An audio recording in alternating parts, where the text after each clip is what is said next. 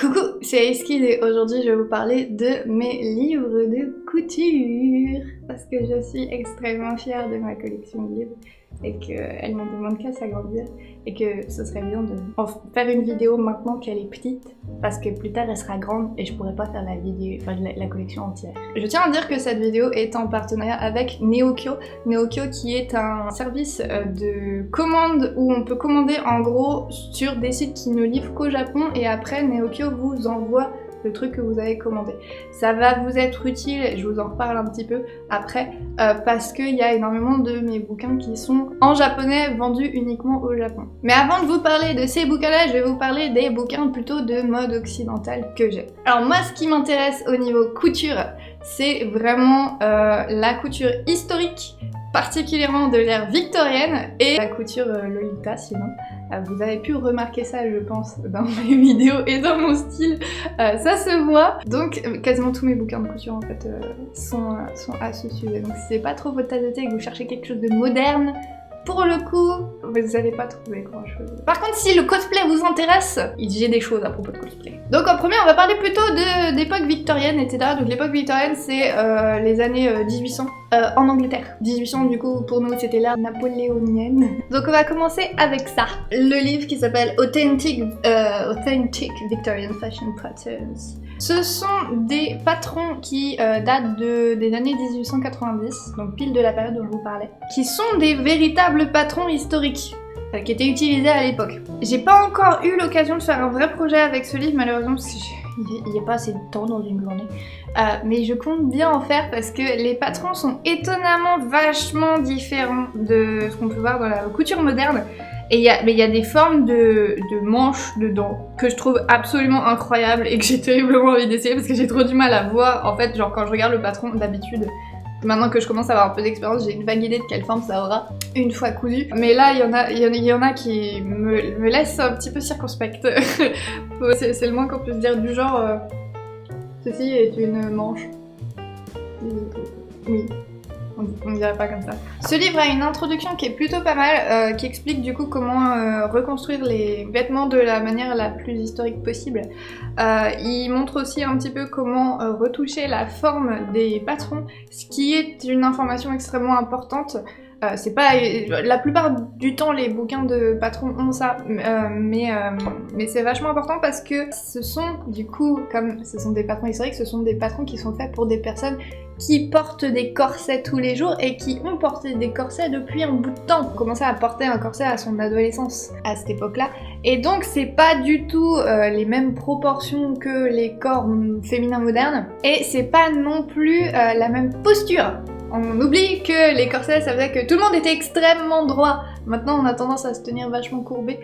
Et du coup, il faut, par exemple, il y aura la façon dont les manches sont alignées, sont coupées, qui seront différentes. Elles vont remonter beaucoup plus sur les aisselles que les vêtements modernes. Il y a aussi le fait que la quasi-totalité des manches sont faites en plusieurs parties. Il y a le tour de taille qui va évidemment être beaucoup plus fin. Ce genre de choses-là qu'il faut prendre en compte quand on travaille avec des patrons historiques. Donc j'ai très hâte de me plonger là-dedans. Qui sait, peut-être en 2020 j'aurai le temps, je sais pas. Clairement cette année, il n'est pas encore prévu, mais il y a énormément de robes qui me font envie, notamment celle-ci. C'est genre, je crois que c'est ma préférée du bouquin. Elle me donne trop envie. Si un jour je me la fais, je la porterai tous les jours. Donc voilà, et si vous voulez le même, il est dispo sur Amazon. Alors, en deuxième, il y a ce livre qui est le manuel des travaux à l'aiguille de J. Brittain S. Harding, qui est un livre qui est vieux, qui était à ma maman. La dernière fois j'en ai parlé en stream, il en restait des exemplaires sur Amazon, il y en a peut-être de temps en temps des exemplaires sur Amazon d'occasion. C'est un livre qui date des années 80, c'est avec ce livre-là que maman a complété son apprentissage de la couture, c'est ma bible. Dès que je suis perdue sur un truc, dès que je ne sais pas, par exemple particulièrement pour la broderie, les points à la main, ce genre de choses là, je vais voir dans ce livre. En fait, il y a absolument tous les travaux à l'aiguille. C'est pas uniquement de la couture. Il y a même principalement du tricot et du crochet. Il y a toute la deuxième partie qui parle de tout ce qu'on peut faire donc à l'aiguille, de la dentelle. Il y a aussi évidemment retoucher ses patrons, ce genre de choses là. Il n'y a pas et c'est ça qui peut déconcerter un petit peu, il n'y a pas de projet tout fait dedans. Par contre, ça va expliquer absolument toutes les techniques. Quand j'apprenais à tricoter, je me servais déjà de ça. Quand j'ai voulu apprendre à crocheter, je suis en train de faire ça maintenant, mais je sais pas trop si j'aime ça en fait. Du coup, j'ai regardé ce bouquin-là. Dès que j'ai une question technique ou dès qu'il y a un truc dont j'ai besoin de savoir le mot, par exemple, notamment quand j'explique en vidéo, du coup, je consulte systématiquement ce livre-là et il est vraiment bien. Je ne sais pas si... Je pense pas qu'il y ait eu des rééditions. Je ne saurais pas vous conseiller un autre parce que du coup, j'ai eu toujours celui-là à disposition. Mais si vous arrivez comme ça à trouver un manuel vraiment d'apprentissage de la couture qui soit pas forcément lié par des projets précis, parce que je trouve que c'est moins pratique du point de vue de quelqu'un qui sait déjà un peu coudre. Le fait d'avoir un bouquin qui te montre les différentes techniques par des petits projets appliqués, c'est pas mal quand tu démarres et que tu sais vraiment pas par où commencer, mais une fois que tu connais les trucs et que t'as juste besoin de te rafraîchir la mémoire ou que t'as besoin d'explorer d'autres techniques, le fait de ne pas avoir de travaux appliqués systématiquement dans les livres, c'est là où ça devient intéressant. Donc si jamais vous avez d'autres recommandations sur ce style de bouquin-là, n'hésitez pas à les mettre en commentaire parce que je suis preneuse. Il y aura évidemment les liens vers tous les livres dont je parle dans la description si jamais il y en a un qui vous intéresse. Ensuite, j'ai le Patterns of Fashion numéro 4 de Janet Arnold. Si vous regardez les vidéos de Bernadette Banner, vous avez entendu parler de Janet Arnold. Janet Arnold, c'était une historienne qui a été l'une des premières historiennes à s'occuper de la mode. Et donc elle prenait des vêtements existants, des vêtements historiques, et elle en faisait des patrons. Et donc il y a ces notes qui ont été publiées. Il y a 5 volumes, et je compte bien les acheter tous, j'ai juste commencé par le 4. Et notamment Bernadette Banner a travaillé sur le tome 5, il y a ses illustrations à l'intérieur. Et maintenant, ça n'est plus Janet Arnold, parce que du coup elle est décédée, qui s'en occupe, c'est le School of Historical Dress à Londres, qui publie ses recherches en son nom. Et donc voilà, Janet Arnold c'est l'héroïne de Bernadette Banner, et Bernadette Banner étant mon héroïne, j'ai décidé d'écouter ses recommandations. Et il s'avère que c'est très très intéressant. Alors celui-là, ce tome-là, s'occupe principalement des fraises, donc les espèces de grandes trucs machin ronds là, que les rois et les reines avaient autour de la tête. Il fut un temps, au Moyen-Âge. Moi, ce qui m'intéressait, c'était pas spécifiquement ça, c'était déjà d'avoir un livre Pattern of Fashion pour voir à quoi ça ressemblait, parce que ça fonctionne pas du tout comme un livre de couture classique. Et aussi parce qu'il y a une section sur les chemises qui m'intéresse particulièrement, puisque moi, j'aimerais bien me fabriquer au fur et à mesure, lentement mais sûrement, une tenue médiévale à la main. Je suis intéressée par à peu près toutes les périodes. Il y a toujours un truc dans chaque période historique qui va m'intéresser. Mais ce qui m'intéresse le plus, en fait, en vrai, c'est pas tant le résultat final, c'est le fait de le fabriquer moi-même. Et il y a aussi tout plein d'indications sur les broderies qui sont utilisées, etc. Enfin, c'est vraiment, en fait, c'est plus une collection d'observations à propos de vêtements qui ont existé, plus que vraiment comment le fabriquer soi-même. C'est comment le vêtement en question a été fabriqué. L'intérêt.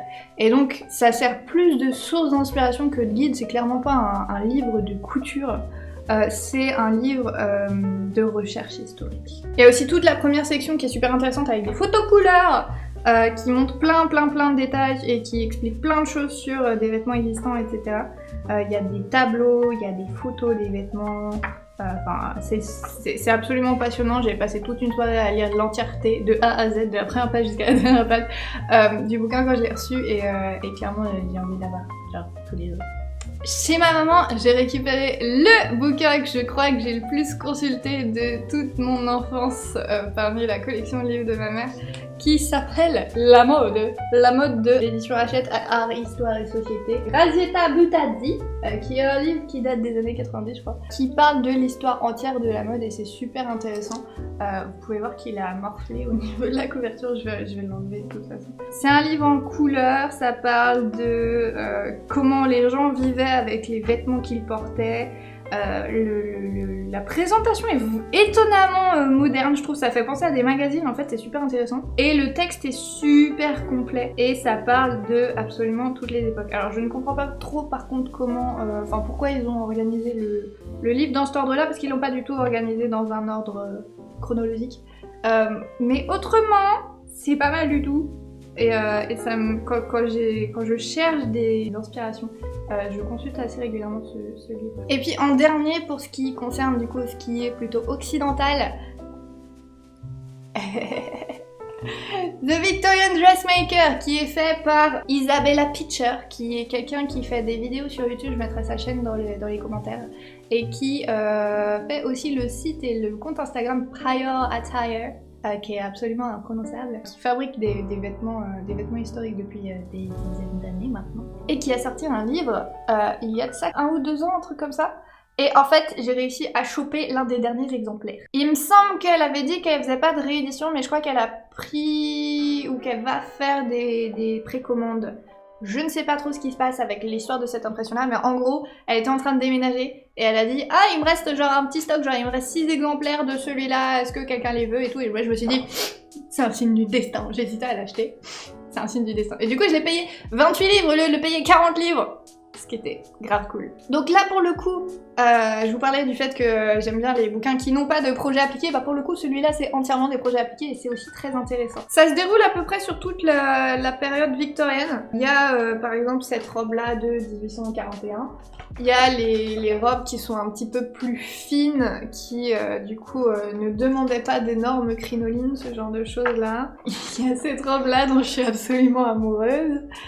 Et en fait c'est vachement intéressant parce qu'au fur et à mesure les techniques du coup ont évolué pendant le siècle. Et on peut voir vraiment genre l'évolution de la mode, à quel point la forme idéale, enfin la silhouette idéal a changé au fur et à mesure que les progrès techniques ont fait que c'était possible. Parce que l'invention de la crinoline c'était en 1800... c'était vers la moitié du siècle à peu près, 1850 par là. Et ça a changé énormément de choses parce qu'on pouvait faire des robes énormes sans pour autant qu'elles pèsent extrêmement lourd. Parce que la crinoline c'est donc l'espèce de cage qu'on met sous les robes. C'est léger en fait, vu que c'est vide. Alors qu'avant il fallait mettre masse de jupons. Et donc c'est super intéressant de voir des photos modernes faites avec des tissus du coup modernes mais corrects en termes de fibres et en termes de tissage. C'est super intéressant de voir aussi clairement des vêtements comme ça, des recréations, parce que c'est plus facile quand on voit une photo et qu'on voit que la personne qui porte le vêtement est complètement une personne comme nous et qu'il n'y a pas de filtre noir et blanc et de l'air vaguement vénère parce que ça fait genre 1 demi-heure qu'ils sont en train de poser pour la photo. Ce genre de photos d'époque. Je trouve que c'est vachement dur de se mettre à la place des gens qui sont dessus à cause de la différence d'expression et à cause du fait que c'est pas en couleur et que c'est pas HD, etc. Ce bouquin-là est très bien pour ça, super bonne source d'inspiration. Et puis au niveau des... Alors j'ai pas encore aussi non plus fait de projet avec, mais au niveau des explications c'est super clair. Je conseillerais pas ce bouquin pour des débutants, mais pour quelqu'un qui sait déjà coudre, qui a déjà fait des vêtements, clairement c'est tout à fait compréhensible. Et donc voilà pour tout ce qui s'agit de mode occidentale. Maintenant je vais passer à mes bouquins qui sont en japonais. Alors avant d'attaquer les livres qui parlent de vêtements, je vais vous montrer 2 livres qui parlent plus d'accessoires, de déco finalement.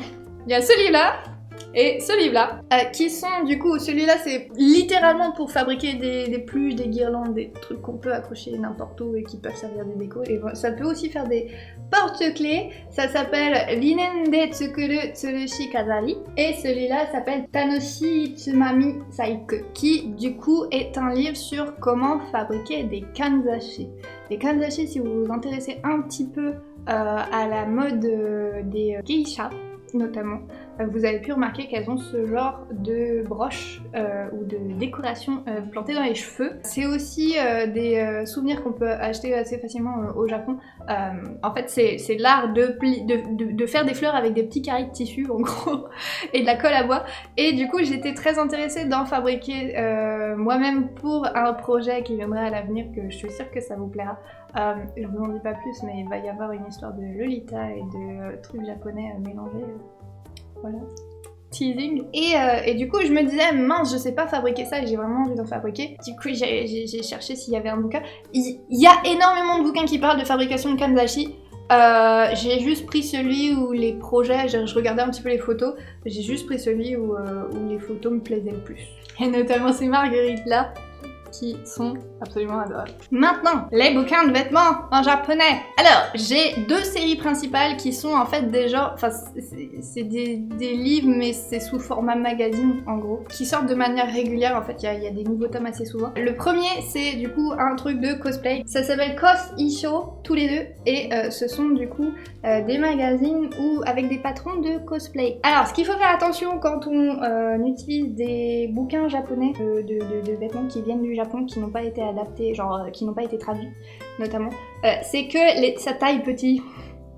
Sa taille japonaise, et les tailles japonaises sont petites, donc il faut vraiment faire gaffe à vérifier si on rentre dans les patrons qu'on est en train d'utiliser ou pas. Avec des patrons occidentaux, j'ai jamais à me poser la question, avec les patrons japonais, il faut que je me pose la question. Alors il y a des indications, il y a tous les projets au début qui sont montrés en photo, j'aime notamment beaucoup la robe de la couverture. Il y a des vêtements qui sont plutôt féminins, des vêtements qui sont plutôt masculins. Là ici il y a des bas par exemple. Et là, il y a des costards. Comme c'est un bouquin en japonais, si vous ne parlez pas un seul mot de japonais, ça va aider de savoir déjà coudre. C'est pas du tout un livre que je recommande pour les gens qui ne savent pas coudre, les gens complètement débutants. Il y a des photos qui sont très très claires. Donc si vous savez coudre, mais que vous connaissez pas un mot de japonais, c'est pas très grave. C'est tout à fait possible de s'en servir. Il y a même certains projets qui sont détaillés avec des photos couleurs, qui seront super clairs à suivre. C'est juste que si vous avez absolument aucune expérience en couture, ou très très peu, vous allez être perdu. Faites attention, et bon, il y a évidemment les bons côtés à comprendre le japonais, c'est que vous comprenez les explications notamment sur comment couper le tissu, combien de tissu acheter, ce genre de choses là que du coup on peut pas trop deviner quand on regarde juste le patron. Mais si vous êtes dégourdi, c'est tout à fait possible de l'utiliser sans aucun problème. J'ai ces deux-là et ils sont vendus avec les patrons en taille réelle que l'on peut détacher comme ça. Ce qui est un gros avantage par rapport à tous les autres livres que je vous ai montrés avant qui ne contenaient pas de patron directement. Fallait reproduire à chaque fois à partir de diagrammes dans le bouquin pour récupérer le patron à la bonne taille. Donc, il marque des points ceux-là. Et enfin, en dernier, en fait il m'en reste beaucoup d'un seul coup. Il me reste tout ça en dernier. C'est les livres Otome no Sewing, qui sont des livres de couture spécifiquement Lolita. Je commence à en avoir une sacrée collection parce que je peux pas m'empêcher d'en commander d'autres parce que c'est satisfaisant d'en avoir plein. Donc ce sont un peu comme le Cos Isho, ce sont des livres qui paraissent sous forme de magazine, il y en a 2 nouveaux par an. Et donc au début du livre, donc c'est hors japonais en plus hein, évidemment, au début du livre donc il y a des photos avec des modèles et tout, des modèles connus d'ailleurs dans le milieu du Lolita. Ça sort pas de nulle part ce truc là. Et puis à chaque fois ça renvoie sur le reste des patrons quoi. Et c'est vendu également avec les patrons, alors j'ai enlevé les patrons de tous les bouquins que j'ai utilisés parce que c'est pas très pratique de les feuilleter avec. Ils sont rangés dans un meuble spécifique. Et il y a certains projets, par exemple ici il y a un chapeau qui est détaillé avec des photos couleurs. Et puis sinon parce qu'il n'y a pas tous les projets qui sont comme ça, il y a quand même des explications sur absolument tout à la fin qui est en noir et blanc avec juste des schémas au lieu d'être des photos. Mais c'est super facile à suivre. Faut juste faire gaffe parce que du coup, au début de chaque projet, il y a une liste en fait de matériaux à acheter. Et il va y avoir par exemple là-dedans les infos de s'il faut du thermocollant ou ce genre de choses là. Que du coup, si on comprend pas du tout la liste, ça va être compliqué de savoir c'est quoi ce truc dont faut que j'achète 1,10 m. Mais sinon, de très loin, si je dois vous recommander une série que j'ai achetée, c'est clairement les Otome no Sewing. Même si vous portez pas spécifiquement de Lolita, si vous voulez un petit peu avoir des vêtements dans cette coupe-là sans pour autant faire une tenue complète, ça vaut le coup, puis il coûte pas très cher non plus. Et sinon, au niveau des numéros que j'ai le numéro 6, le numéro 8, le numéro 11, 12 et 13 et le premier qui est une collection. Ils viennent juste de sortir une deuxième collection, moi j'ai la première. Ceux qui sont collection, je les recommande pas.